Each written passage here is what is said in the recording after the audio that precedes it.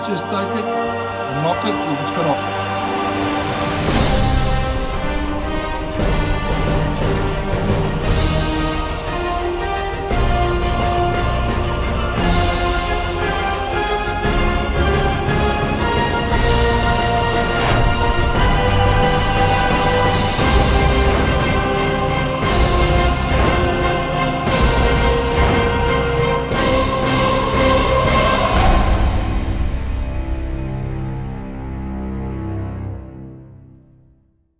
Okay, you guys have bought the Italian Artisan feast bread domestic bread mix and the 500 gram, and you've bought the 1 kilogram Crossroads bread mix.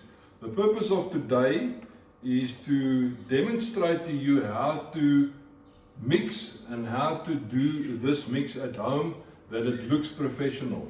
The team here is Dion Herschelman from Artisan Feast Breads, www.artisanfeastbreads.co.za. I'm Johan Stapelberg.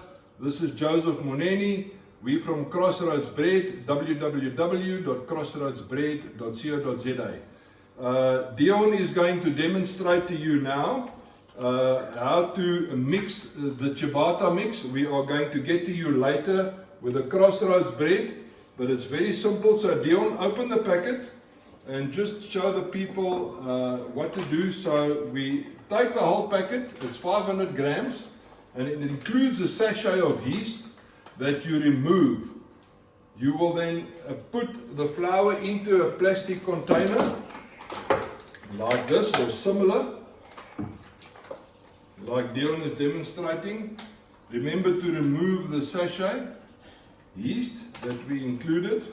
And tell me, Johan, does it have to be a plastic container or can it be a stainless steel container as well?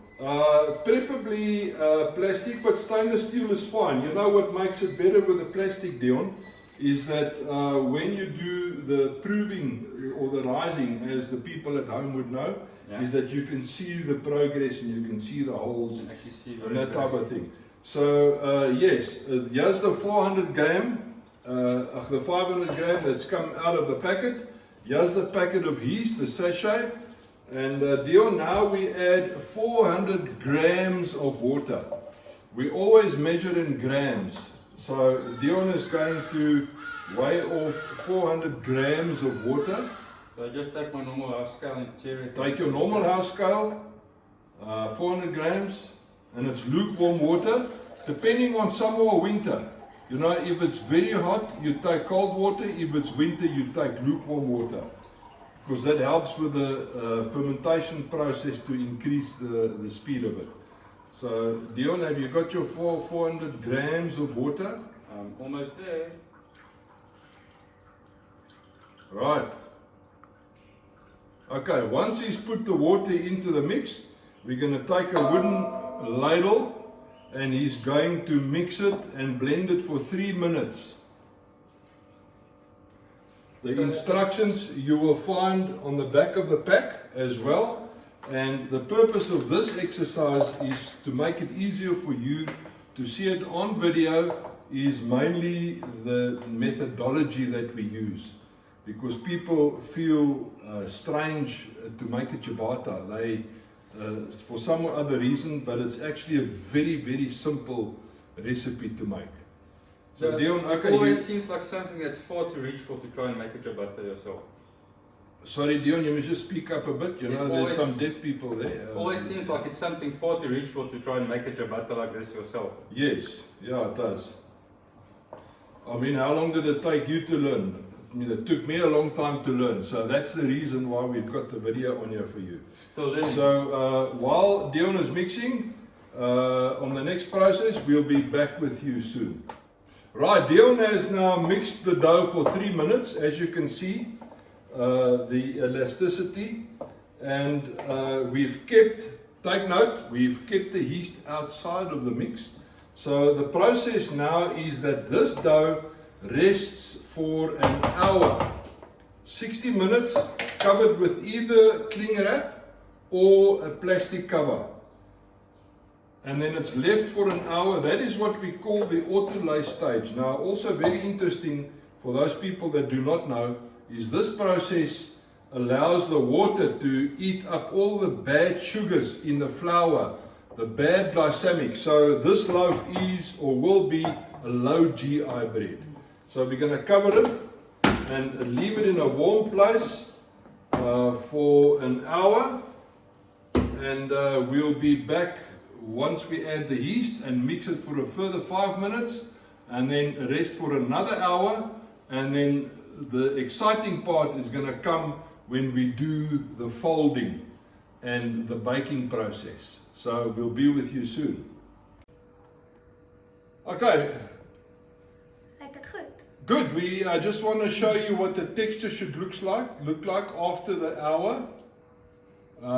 It's a beautiful texture. It's got a lot of big holes and you can smell the yeast. So we'll be back now to show you how to mold it. Alright, the ciabatta dough has now rested its second hour. That's with the yeast in. Dion is going to demonstrate how to roll the dough out and how to work it and put it on a baking sheet that we're going to put flour on. A lot of flour so it bakes and it doesn't stick. So Dion, it's over to you. Okay, so and just explain to them, tell the people what we do. When you're dusting your counter, as always with a high hydration dough, don't be shy with the flour. You want to be able to actually work with the dough. So okay, important to see here, look at the thread. Look at the thread and the fermentation of the dough. So you just want to let it run out naturally and let gravity do its work. And the smell and the aroma. And then the next thing is, if you don't have, Dion is going to show you how to work the dough and put it on the surface or in this baking sheet with flour surfaced. So you've got that beautiful texture on top of the dough where that bubbles and everything coming through. And remember, we oiled the container with olive oil. So if you have a dough scraper, the ideal is that you just bring it in and bring it back together a little bit. Beautiful, Dion. Beautiful, beautiful. So the dough might feel a bit sticky to work with, but if you handle it with this and flour, it's not a problem. You'll see now what Dion's going to do to transfer that dough onto this baking sheet. Are you going to put flour surface on? Okay. So, right, we are now going to just flour the baking sheet, the surface, so that the dough doesn't stick. And we're going to divide that dough piece into 2 loaves. So take note, Dion is going to do it with a sharp knife. He's cutting the center, the dough piece in half. And he's going to stretch the dough now. So it won't stick to his fingers because there's a lot of flour. Look what he does. It's very important. Don't be shy to use a lot of flour.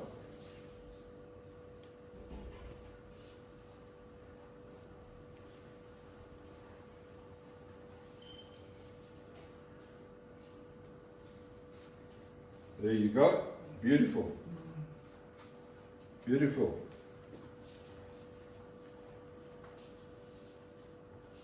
See, so he rolls it over.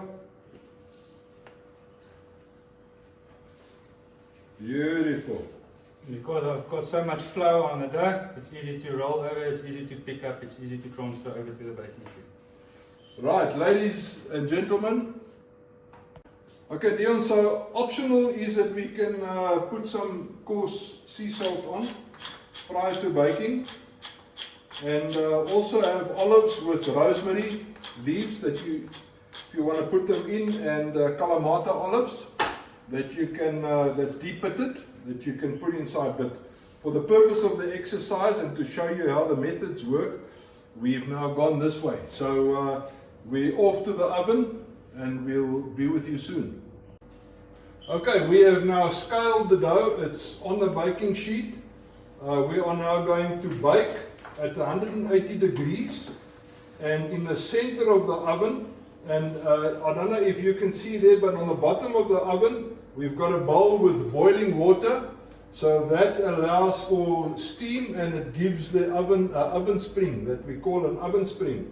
So we're going to bake on 180 degrees Celsius. For those people that have a gas oven, it's on Mark 5.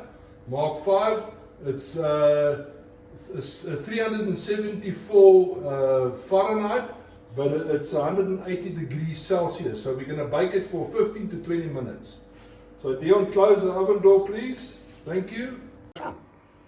Okay, the bread is now baked. We've opened the oven and it's been for 20 minutes. Look at this, beautiful.